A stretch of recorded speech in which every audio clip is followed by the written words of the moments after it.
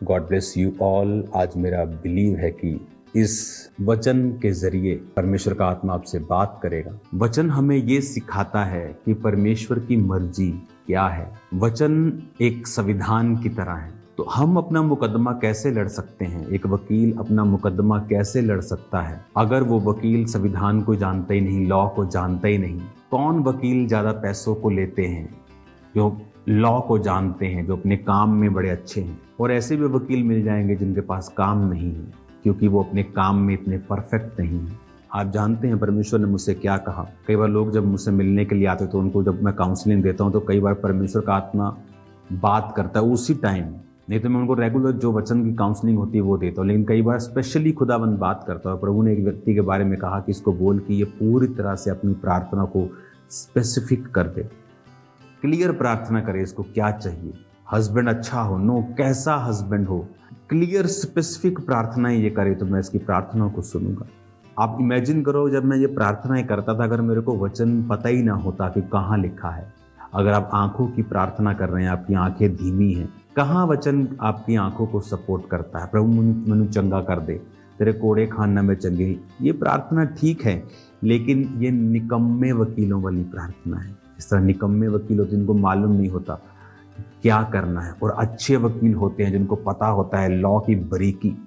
तो आप एक वचन कहता, अगर तुम्हें, यीशु मसीह ने एक जगह ये लिखा कि अगर तुमने वही किया जो तुम्हें करने के लिए बोला गया था तो तुम निकम्मे दास हो।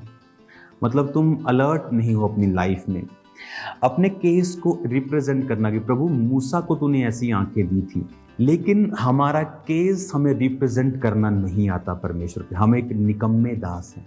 अगर हम अच्छे होते तो हम रिप्रेजेंट करते, प्रभु तेरे वचन में लिखा है। कहाँ वचन आपको हड्डियों को सपोर्ट करता है? आपको अगर हड्डी की दिक्कत है, घुटनों की दिक्कत है, कूल्हे, कहाँ सपोर्ट करता है? नीति वचन 3 में। अगर तू यहोवा की आज्ञाओं पे चले वो तेरे शरीर को भला चंगा और तेरी हड्डियों को पुष्ट करेगा। पुष्ट का मतलब है मॉइस्चर। कहते ग्रीस खत्म हो गई, मॉइस्ट करेगा। परमेश्वर ने कहा तेरी हड्डियों को वो मॉइस्चर में रखेगा, सूखने नहीं देगा। तो ये मतलब नहीं कि एक विश्वासी को हड्डियों की प्रॉब्लम नहीं हो सकती, घुटनों की, हिप की नहीं हो सकती, पर उसके पास एक वचन होना चाहिए टू फाइट अपॉन, कि इस वचन पे वो फाइट करे कि प्रभु तेरे वचन में लिखा है। कहाँ लिखा है आपके वचन में कि वो आपके बच्चों को ब्लेस करेगा या आपके बच्चों को ग्रेट बनाएगा? अगर आपको ये नहीं पता आपका केस, आप एक निकम्मे दास हैं, निकम्मे वकील हैं। आपको मालूम ही नहीं आप जो पूछ रहे हैं, जो आप मांग रहे हैं, वो कौन सा वचन उसको सपोर्ट करता है। भजन संहिता 77 लिखा, मैं परमेश्वर की दुहाई चिल्ला चिल्ला कर दूंगा, मैं परमेश्वर की दुहाई दूंगा और वह मेरी ओर कान लगाएगा। संकट के दिन में प्रभु की खोज में लगा रहा, रात को मेरा हाथ फैला रहा और ढीला ना हुआ, मुझ में शांति आई ही नहीं। मैं परमेश्वर का स्मरण करके कहराता हूँ और मैं चिंता करते करते मूर्छित हो चला हूँ। तो मुझे झपकी लगने नहीं देता, मैं ऐसा घबराया हूँ कि मेरे मुंह से बात नहीं निकलती। ये कौन कह रहा है? ये सारी प्रार्थनाओं के तरीके। उसने कहा मैं प्रभु की दुहाई चिल्ला चिल्ला कर दूंगा और वह मेरी ओर कान लगाएगा। मैंने संकट के दिन प्रार्थना, लोग क्या करते हैं संकट के दिन? वो उल्टा दारू पीने चले जाते हैं, निराश हो जाते हैं, प्रार्थना नहीं करते। इससे कुछ नहीं होगा, नथिंग विल चेंज। उल्टा परिस्थितियां वर्स होंगी, अच्छी नहीं होंगी। बाइबल कहती जब यहोशापात लड़ने के लिए जा रहा था तो वो तो आत्मिक लोग हैं, लेकिन सामने से शारीरिक आ रहे थे। पर इसका मतलब सामने मेरा दुश्मन शारीरिक है, इसका मतलब ये नहीं कि मैं शारीरिक बन जाऊं।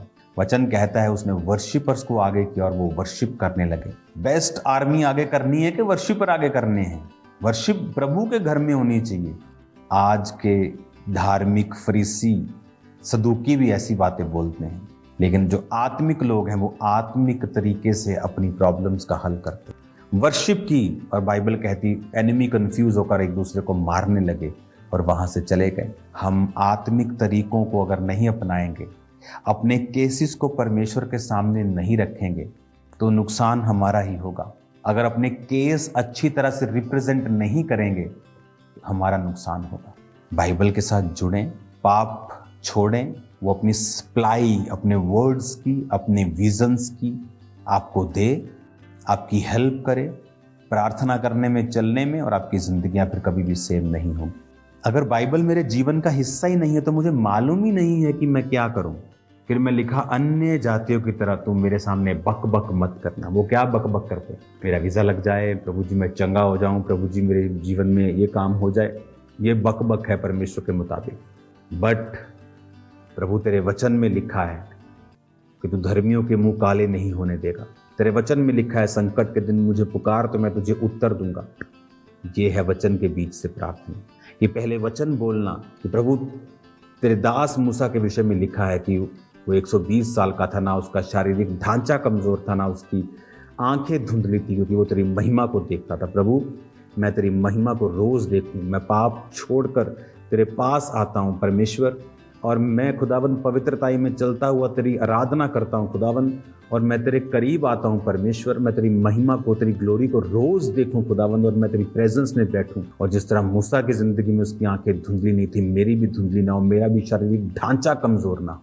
ये है प्रार्थना। हम क्या प्रार्थना कर रहे हैं? प्रभु मेरा शरीर नू छू लो, तो मेरी अखा नू छू लो, तो मैनू चंगा कर दो। परमेश्वर ने कहा, अन्य जातियों की तरह बक बक मत कर, अपना प्रमाण दे, अपना केस लड़। इसीलिए बहुत सी प्रार्थनाएं उत्तर के साथ नहीं वापस आती। हालेलुया। वचन की नॉलेज ज्यादा होगी, जीवित चर्च के साथ जुड़े होंगे तो हम ज्यादा समझ पाएंगे। खुदावन आपको बरकत दे। अपने हाथों को उठाओ। आज से प्रार्थना की समझ, वचन की समझ आपको दे। जितनी भविष्यवाणियां इस वचन की शुरुआत में आपके लिए की नहीं, वो पूरी हों। खुदावन का आत्मा आपको छूकर ब्लेस कर रहा है और आप सेम नहीं हैं। प्रभु यीशु मसीह के पवित्र नाम में सब बीमार चंगे हैं। आज से आपकी लाइफ सेम न रहे। इन जीसस नेम, आमीन।